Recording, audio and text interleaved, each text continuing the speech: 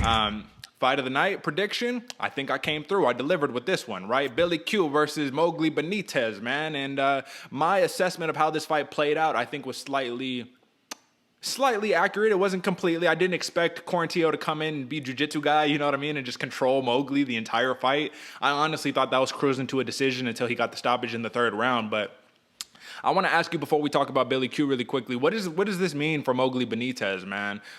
Billy Q had mentioned that nobody had tested his grappling in quite a few fights. Maybe he relied too much on being a kickboxer. What do you think about this?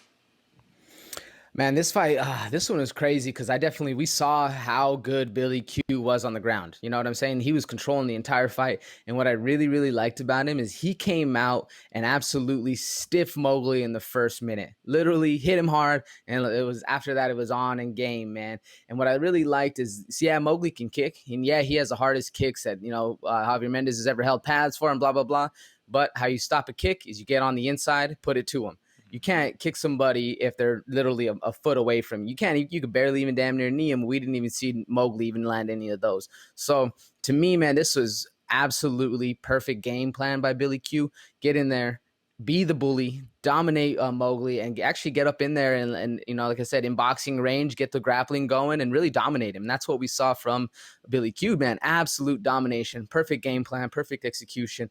And even after Quarantillo got cracked, almost finished, he still stayed dominant because he was able to rely on that jiu-jitsu, literally rely on it, get back on the cage, put the triangle lock, I believe, had the body lock most of the fight the entire time. It was impressive, man. It was just, to me, excellent game plan, knew exactly how to beat this dude and said, sure, you got those kicks? All right, I'll show you how to nullify them. Check this out.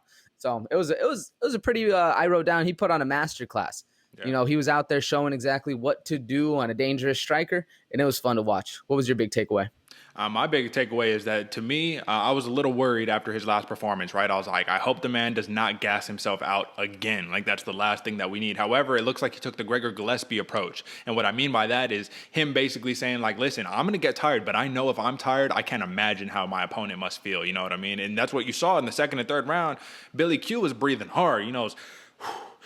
It was those, and I'm like, oh, that's not what you want to see. However, like I said, Moggly Benitez, man, he slowed down crazy in this fight. And when you put him on the back foot, when it's like, this is what I've even seen in sparring myself, man, when I'm just going around and I get put on the back foot and I'm just circling around, you get tired. You're like, God damn, I feel like I'm just on my bike this entire time. I'm going miles in circles and circles, getting chased down by this person. So not only do you got to block, be offensive and all of that good stuff, but you also have to make sure your breathing's intact and all of that. I will say, when Moggly Benitez was able to walk forward, man, he was doing damage. Those were his best moments of the fight, but that's the thing.